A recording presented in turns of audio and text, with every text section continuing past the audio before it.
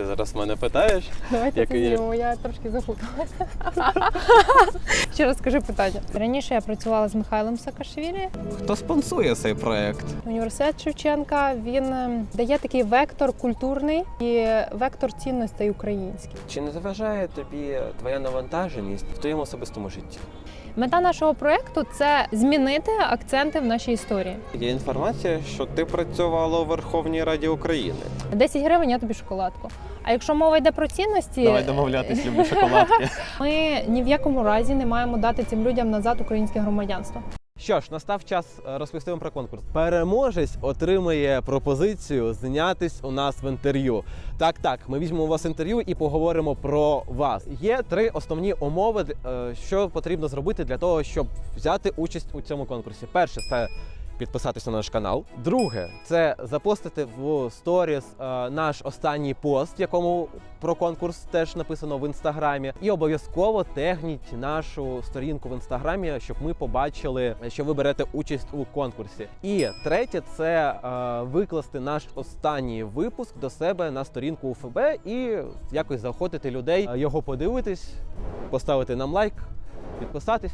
Коротше, ви знаєте, що робити, ми вас за це і любимо. Результати конкурсу ми оголосимо після виходу наступного випуску. Все, всіх люблю, цілую.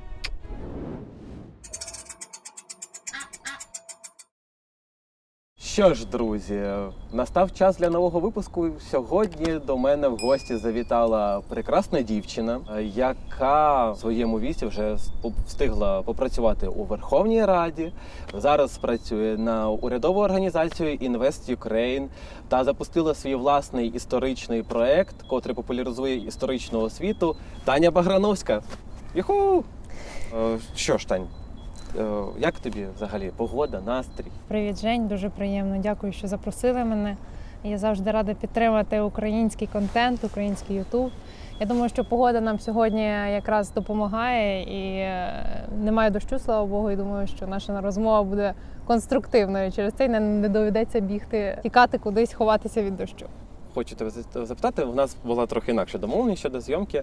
Ми мали знімати в конгрес-виставковому центрі Парковий. Угу. В тебе є перепустка туди, власне кажучи. Звідки в тебе перепустка? І яким чином ми мали б там опинитись?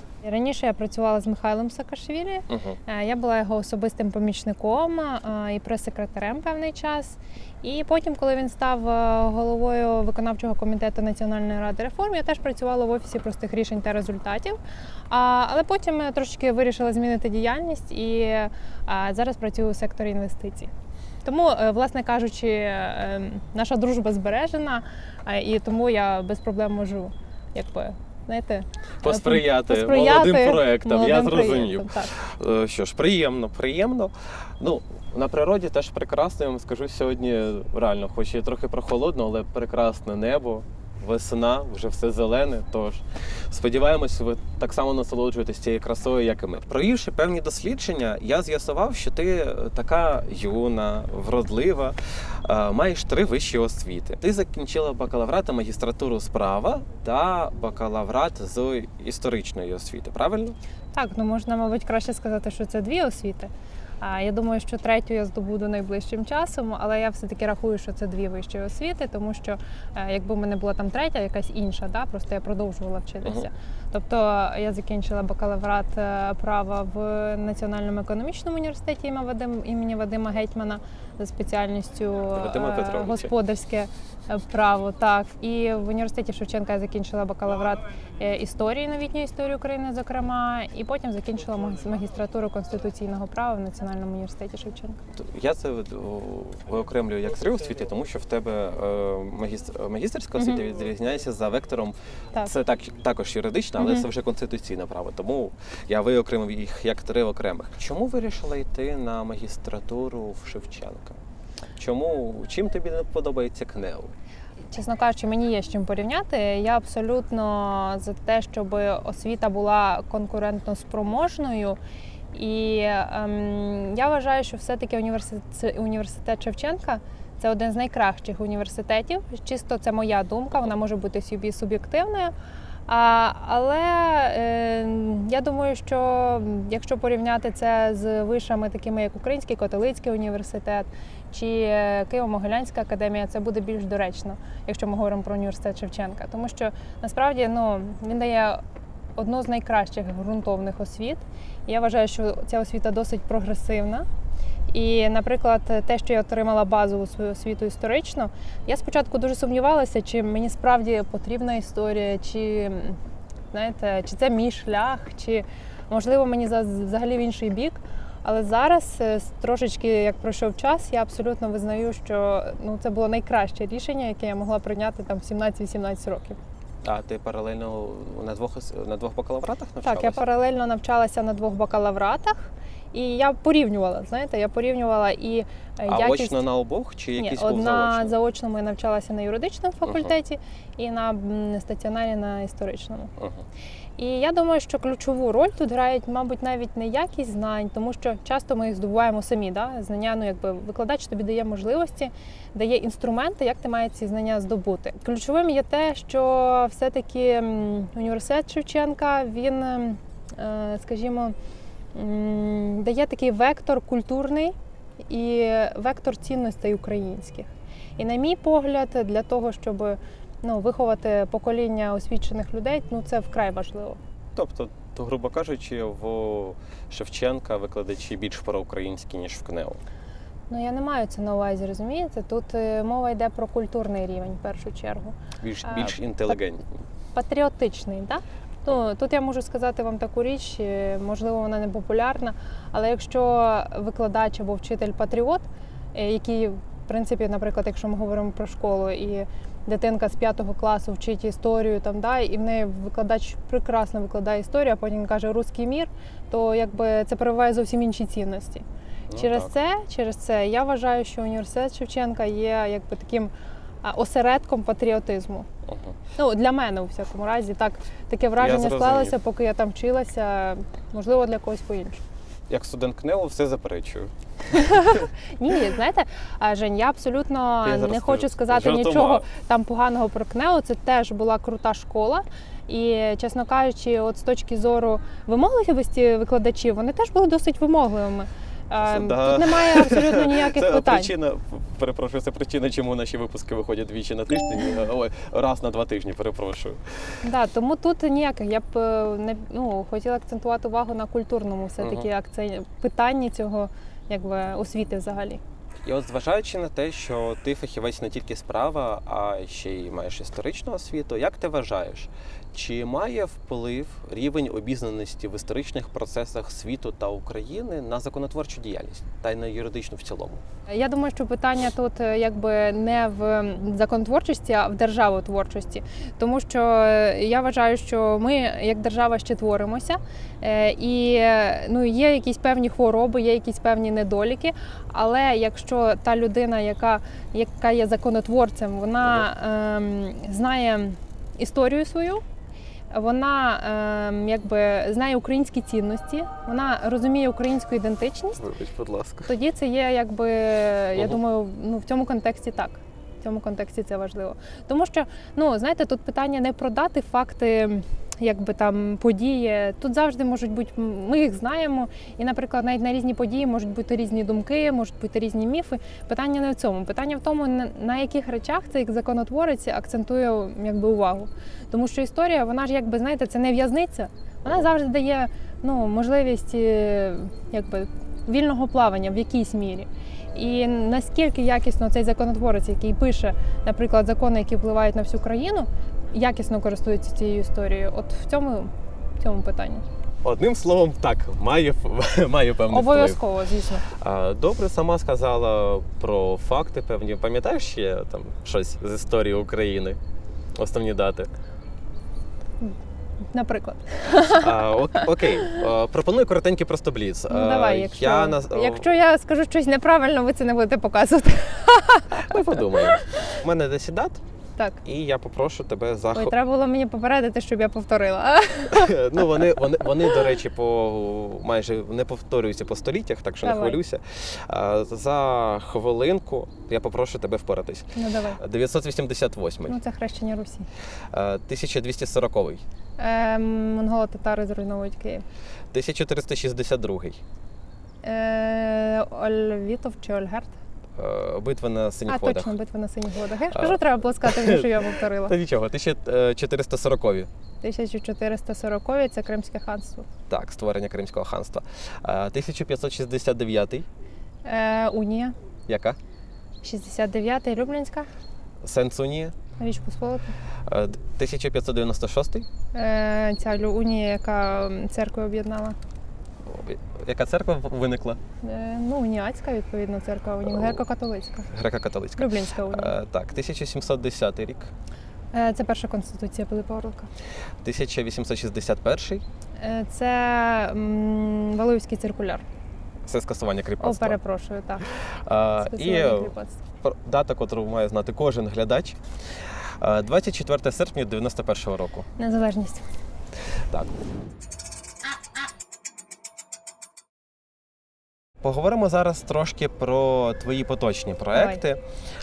Бачив, що ти запустила свій власний проєкт. Історична платформа він називається, Так. вірно? Можеш про нього трошки розповісти? Так, звісно, це мій особистий проєкт. І почну з того, що дуже багато людей мене питали, що а це той, як отей проєкт? Чи це цей, як отой проєкт, чи якийсь інший? Ні, це абсолютно новий проєкт. І він абсолютно має таку мету, в якого, де я не бачила інших проєктів, не бачила суміжних з такою метою. Мета нашого проєкту – це змінити акценти в нашій історії. Знаєте, як кажуть багато, от, якщо так послухати, що кажуть в народі, то хтось нас поставив колись на коліна, а ми досі встаємо, тільки вже не пам'ятаємо, хто нас туди поставив. І я вважаю, що ми маємо відшукати в нашій історії такі речі, які ми можемо пишатися. А для чого це? Історія, вона носить виховний характер. Да? Якщо, наприклад, є інтерес якийсь, ми можемо з тобою сісти і домовитись. Да? Ти мені не знаю, 10 гривень, я тобі шоколадку.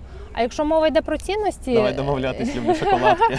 А якщо мова йде про цінності, то тут домовлятись не вийде. І якраз історія, вона формує цінності.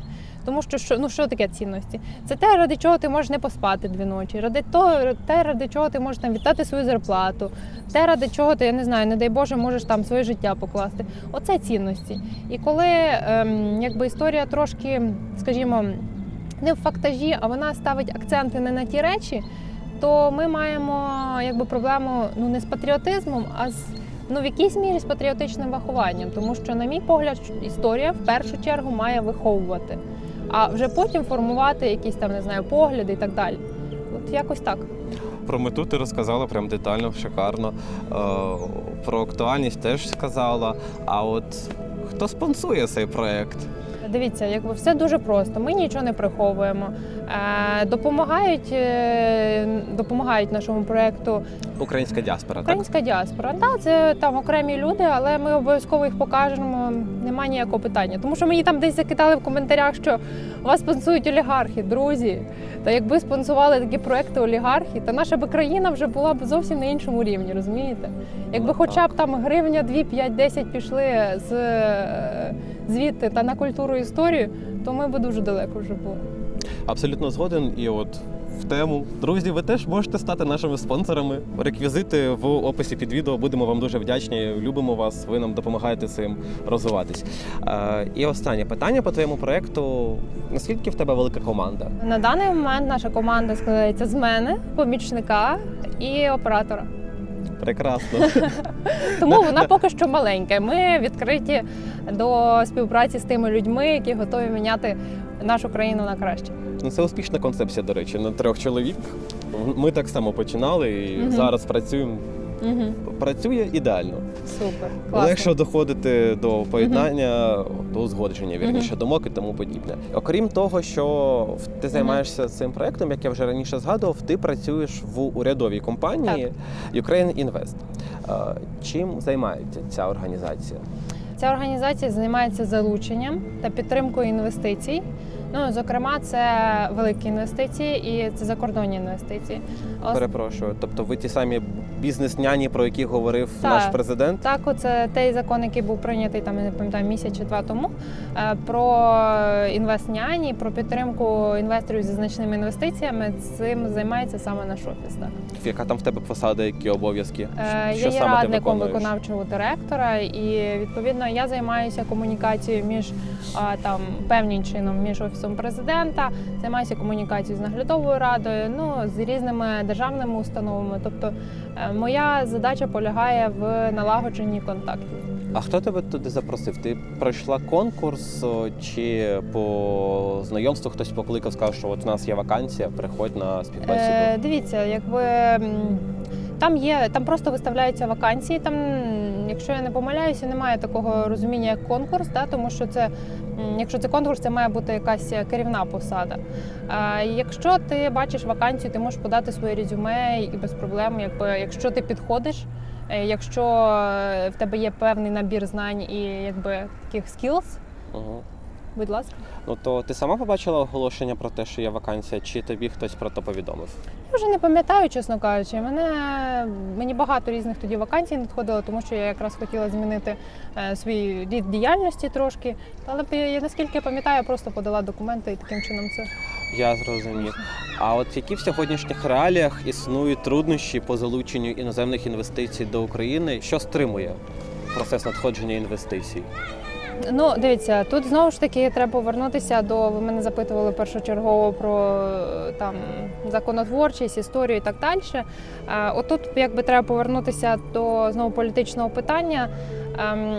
Я вважаю, що поки в Україні не будуть проведені політичні зміни, політичні реформи, то говорити про інвесторів дуже важко. Тому що ті інвестори, які приносять великі гроші в Україну і дають заробляти іншим людям тут, вони дуже чітко відслідковують тенденції.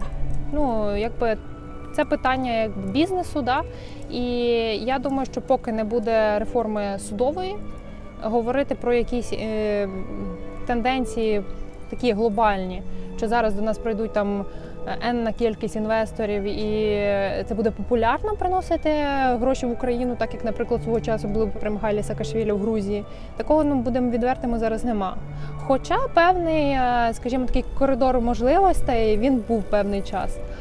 Але зараз, плюс враховуючи ситуацію з ковідом, скажімо так, є питання. Я думаю, що в першу чергу інвесторів цікавить, звісно, що незалежна судова система. Інвесторів цікавить відсутність бюрократичних якихось моментів, відсутність, скажімо, абсолютно непотрібних якихось податків, непотрібних дозволів і так далі. Оце перше, що завжди буде стримувати прихід інвесторів в Україну. Тому що коли заходить, наприклад, в Україну велика компанія, вона хоче працювати без хабарів, вона хоче працювати без блокування якихось механізмів, без блокування дозволів. Коли цього не буде, я думаю, тоді в Україну буде приходити, і вони будуть самі приходити. Багато інвесторів. Сподіваємось, що в нинішньої влади буде політична воля вирішити політичні аспекти, а інші вирішить така гарна і талановита дівчина, як ти. І з командою вашою. З 2015 року до 2020-го ти працювала ще в одній доволі цікавій організації. Називається вона Всеукраїнське об'єднання «Платформа громадянських ініціатив». Так. Ти там виконувала схожі обов'язки з тими, що зараз робиш? Чи це взагалі геть різні посади, різні роботи? Знаєте, в мене дуже теплі почуття виникають, коли мені кажете про цю громадську організацію, тому що насправді ця громадська організація дала мені такий старт. Це були абсолютно інші речі. Ми займалися, хоча з іншого боку, можливо, і не абсолютно різні. Там ми займалися одним цікавим проєктом. Він називався «200 балів». Це був проєкт, це була онлайн-платформа, яка була покликана допомогти майбутнім абітурієнтам підготуватися до тестів ЗНО. І я там викладала історію України, тому історія мене трошки переслідує. Плюс це організація, яка займається культурними проєктами. Зокрема, зараз вони займаються питанням, щоб 27 квітня зробити День дизайнера України, тому що я вважаю, що такі речі теж важливі. Ну от, власне кажучи, я там була керівником молодіжного напрямку. От, і займалася такими молодіжними ініціативами, які мені були цікаві, освітні в тому числі. Прикольно. Власне кажучи, теж ініціативи, теж історія вела тебе по цьому шляху, так що я б сказав, що тебе історія не переслідує, а веде по життю. Ну так, трошечки. Як тобі цей твій перехід, який відбувся, коли ти пішла з тої роботи і опинилась на тій, що зараз? Я маю на увазі зміна вектору роботи. Ти маєш на увазі з платформи громадянських ініціатив? Так, ну з того, що ти займалась молодіжним крилом, наскільки я розумію, молодіжною діяльністю. Трошечки ми пропустили один ланцюжок в цьому всьому. З громадської організації я почала працювати в Михайла Саакашвілі особистим помічником. От, і це якби от тоді дуже сильно відчувалася зміна роботи і зміна контрастів, тому що це абсолютно інша була сфера для мене, хоча мені було дуже цікаво, але це було інше, так. І, власне кажучи, коли ти пішла працювати до Ukraine Invest, це теж була знову зміна? Чи це вже ближче схоже з тим, що ти робила? Ну, в певної мірі так, як напрям діяльності, так. Але якщо говорити про функціональні якісь певні обов'язки, то все-таки моїм, мабуть, профілем таким, якщо можна це так вирізнити, є комунікації. Все одно я займаюся налагодженням контактів і там, і тут, і скрізь. І також на твоїй сторінці у ФБ є інформація, що ти працювала у Верховній Раді України. Це було колись давно. Та зможеш пригадати, наскільки давно і звісно. Що ти там робила? Я дуже добре пам'ятаю, я була тоді студенткою, по-моєму, першого курсу, якщо не помиляюся. І я працювала таким маленьким помічником одного народного депутата. Я вела його в Фейсбук і працювала СММщиком. Але це, знаєте, це так було. В принципі, якийсь досвід тоді здобувала, коли навчалася. Реально, якщо не помиляюся, це перший курс був. А рік не пригадаєш? 2013 чи 2014, щось отак. А то цікаві роки. Не скажеш прізвище. Я думаю, що це недоречно. Добре. Без політичної реклами. Ми аполітична програма, хоч у нас сьогодні політичне інтерв'ю. Майже. Якось так вийшло. На жаль, це пов'язано з сферою твоєї діяльності. Так. В мене до тебе таке питання ще є. От ти багато ж працюєш, багато часу приділяєш роботі, так? Досить так. А як ти відпочиваєш? Знаєш, коли мене питають як я розділяю, то я завжди кажу, це ж таке життя. От якщо навіть мені робота дуже подобається, то я можу не звертати увагу, що мені там треба відпочивати. Так? І всі кажуть, це ж робота. Я кажу, як це робота? Це таке життя. А вигорання нема на фоні цього? Було в мене вигорання, причому досить серйозно це на мені позначилося, але я зробила висновки. І, звісно, що я відпочиваю, але щоб так акцентувати увагу, як саме. Я дуже люблю їздити. Я можу сісти в автомобіль і поїхати в Закарпаття. І можу навіть нікому про це не сказати. В тебе є своя автівка? Є автівка, але вона зараз зламалася, до речі. Тому прийшлося до вас сьогодні прийти пішки. То я сподіваюся, ти ж десь тут недалеко. Так, трошки. Від нас. Добре. Так, а не боїшся зараз згоріти? З такою серйозною роботою, якою ти займаєшся? Зараз не боюся, тому що я знаю свої кордони. Зараз я знаю, коли вже щось з тобою сталося і ти зробив висновки, якщо ти людина розумна, як мається на увазі, я собі навіть не кажу, що я розумна, а мається на увазі, якщо ти аналізуєш те, що ти робиш, то навряд чи це станеться знову. Не боюся зараз. А в мене ще до тебе таке питання постає. От ти ж з багатьма людьми комунікуєш, в тебе є багато приятелів, знайомих по роботі, так. А от друзі, з якими ти не говориш про роботу, бо вони не з роботи, там з старих часів лишилися, спілкуєтесь. Так, з університету, як правило. І це правда люди, з якими я відпочиваю. Тому що, звісно, що на роботі таке, до речі, делікатне питання. Ми ж завжди в певних рамках ми знаходимося. Субординації ти маєш на увазі? Певні субординації, ми думаємо, що ми говоримо, здається, правильно. Субординація має йти. Ні, я розумію, але все одно є такий момент, мабуть, обережності. Однозначно, ти бачиш, коли ти займаєшся комунікаціями, треба бути обережним. Але з друзями, яких я знаю давно, і з якими я не розмовляю про роботу, я можу бути досить відкритою і вільніше себе поводити. Ну, тобто в тебе є доволі велике коло людей, з якими ти можеш обговорити все, що в тебе на душі, і не боятися за наслідки якісь. Не думаю, що все. Не думаєш, що все? Не думаю. Добре, а тоді запитаю, а як же ви розважаєтесь? Ну от як ви відпочиваєте? Відпочиваю, я ж кажу, найкраща розвага для мене це змінити середовище. Тобто для тебе просто застрілитися з друзями це вже релаксація. Мабуть, найкраща релаксація – це коли я знаходжуся одна все-таки. І от тому я сама ж люблю сісти в автомобіль і поїхати бозна куди. І куди я можу поїхати в Україні, для мене це супер круто. От я люблю їздити, люблю дивитися щось нове і, чесно кажучи, люблю робити це сама. Знаєте, наодинці, егоїстично. Увесь цей скарб, який я відкрила, буде моїм? Так, тому що певним чином мені треба час, щоб відновитися. І, друзі, звісно, але відновлююсь краще за все я наодинці. А куди ти їздила востаннє? От порадь нашим друзям, ми сподіваємося, що скоро закінчиться цей Останнє дурний я карантин. їздила в Черкаси. І це було Блін. 3 тижні тому. Чи 2 чи 3 тижні тому. Я просто декілька років туди їду, все ніяк не доїду. Ну, чесно кажучи, таке місто цікаве. З точки зору набережних варто подивитися, дуже класно. І якесь воно таке маленьке і, скажімо, компактне. В цьому є його цінність. От, до речі, я була там в музеї, не згадаю точно, як він називається. Музей Черкащини, він там знаходиться прямо в центрі міста. І я маю сказати, що це досить такий цікавий музей на рівні. Конкурентоспроможний, вважаєш? Так, конкурентоспроможний, так. Тому що я так трошечки відслідковую, які є музеї, наскільки вони цікаві взагалі для відвідувачів, і можу порадити. Друзі, хто живе в Черкасах, ніколи не ходив, сходіть. Хто хоче поїхати в Черкаси, обов'язково відвідайте. Ми спробуємо знайти, як він називається, і десь тут. Десь, коротше, вам виведемо, як він називається, де знаходиться на мапі. Добренько. Переходимо далі до наступного нашого запитання, і воно звучить так.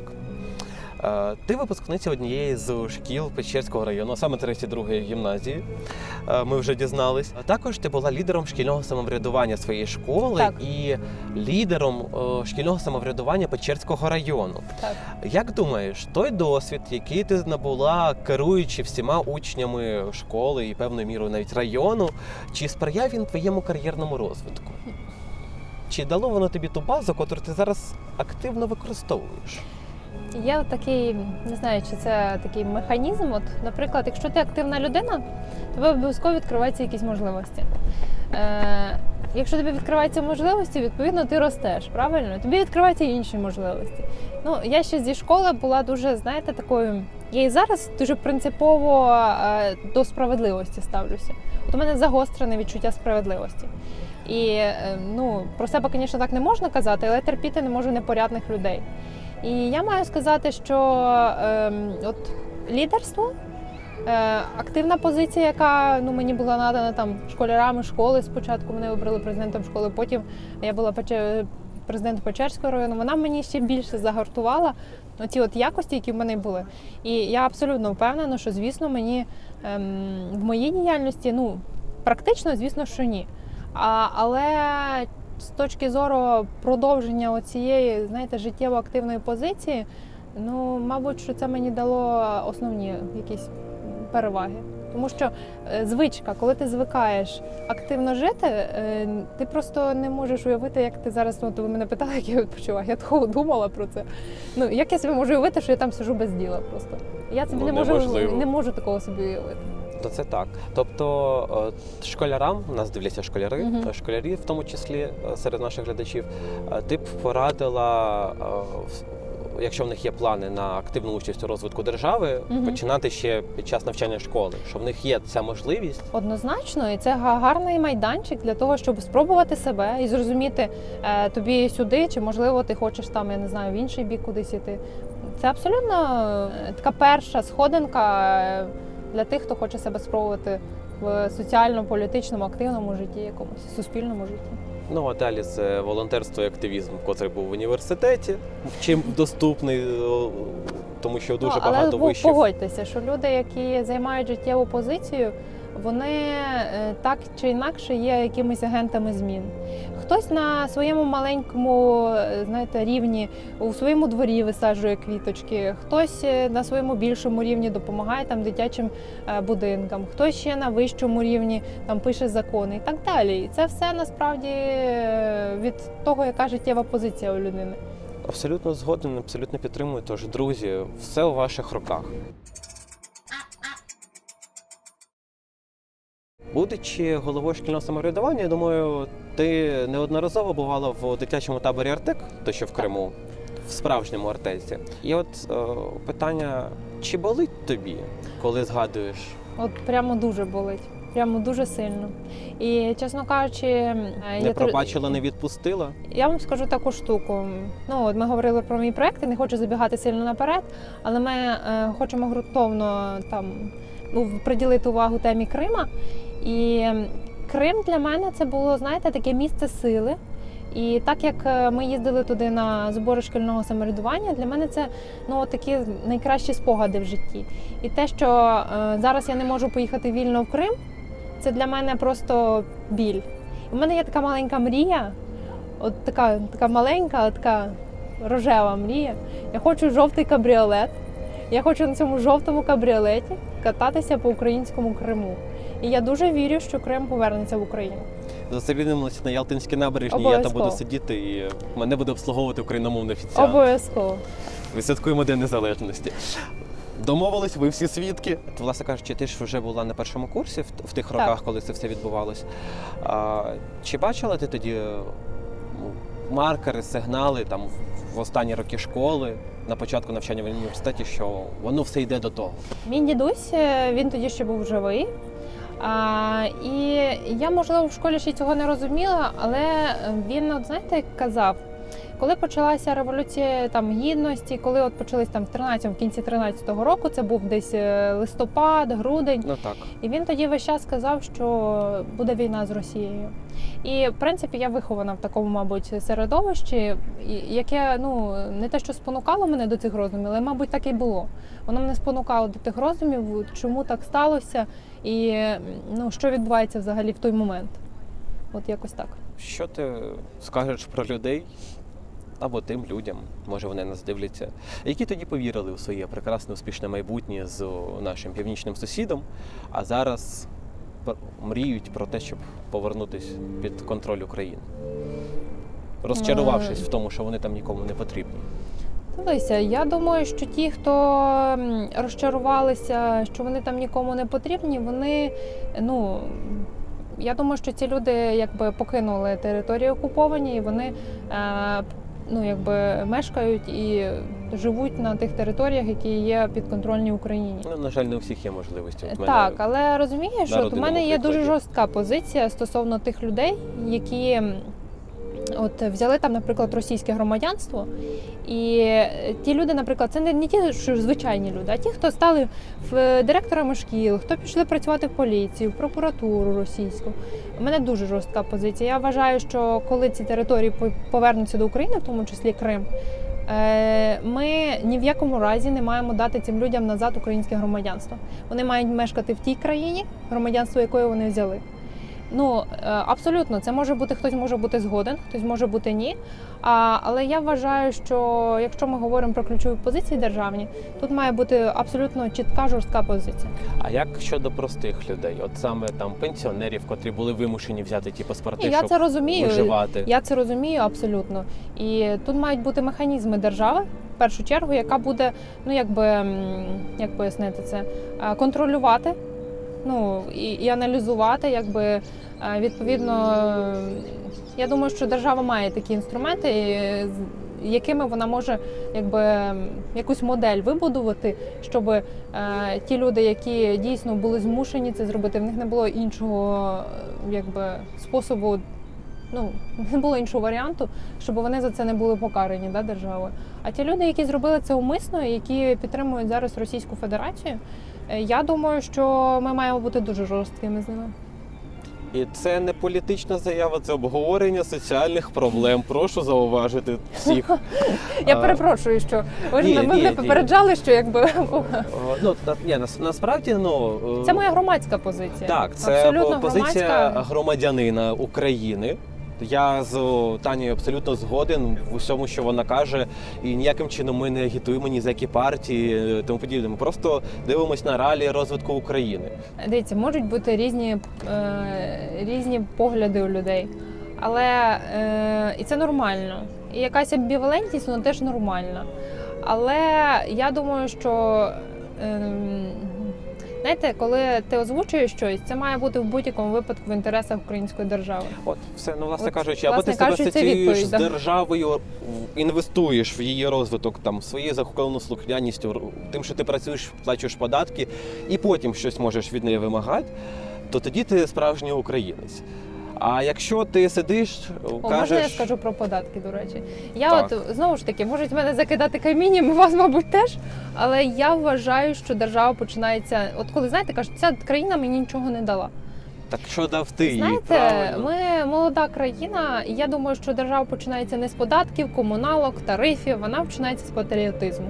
І якщо ти любиш свою країну, треба спочатку зробити щось для своєї країни. Ну, для мене сплата податків, я їх плачу зі своєї зарплатні, це теж певний внесок в розвиток Так, державної абсолютно економіки, і правильно. це прояв патріотизму в моїх Абсолютно. очах. Так, І я не вимагаю від держави нічого іншого. абсолютно. От. Тому ми ніякої політики не було. Всі це зрозуміли, так? Підходячи до кінця нашої сьогоднішньої бесіди, хотів би в тебе запитати, чи не заважає тобі твоя навантаженість і іноді раптове бажання побути на самоті в твоєму особистому житті? Я не очікувала цього запитання. Ні, знаєш, не заважає, тому що зараз я абсолютно розумію, що якщо людина тебе сприймає такою, як ти є, якщо вона тебе сприймає з абсолютно з твоїми недоліками і ну, там, перевагами і недоліками, ну, значить, це та людина, яка може бути з тобою, яка може з тобою там, будувати спільні мрії, спільні плани і мати з тобою спільні цілі. Якщо це не така людина, то мабуть, тоді не по дорозі просто. Я з тобою згоден, але питання предметно. В тебе є така людина? Немає. Ну от, власне кажучи, погляди у нас співпадають, да, а ситуація теж співпадає. І наше фінальне запитання: звідки береться твоє світло, твоє натхнення? В чому криється твій стимул прокидати щоранку і робити щось корисне для себе і світу? Для себе і світу? Знаєш, я думаю, що я навіть не знаю, якщо чесно, відповіді на це запитання, але якщо в мене є якась ціль, якась мета, яка приносить якусь користь не тільки мені, але й от на рівні сім'ї, на рівні там району, на рівні там, я не знаю, трошечки більше, мене це надихає. Знаєш, я тоді прокидаюся і думаю, клас, є для чого жити. Мною рухають якісь, знаєш, цілі і бажання, от якось так. І бажання Робити ці свій пов'язані. внесок у розвиток. Та, абсолютно. Тобто абсолютно. результат від твоєї роботи – це є твоє світло. Так. Що ж, прекрасно, дякуємо тобі. Нехай фортуна вже й написала нашу долю, проте знайте, що ви і тільки ви в неї керуєте і можете її спрямувати в той чи інший вектор, максимум реалізувати свої амбіції і можливості, і свій потенціал, або сидіти на дупі і нити, що у вас нічого немає, при цьому нічого не робити. Підписуйтесь на наш канал, ставте вподобайку, поширюйте дане відео в своїх соціальних мережах, пишіть нам коментарі. Також можете нам запропонувати гостей для наших подальших інтерв'ю. Все, всіх люблю, цілую.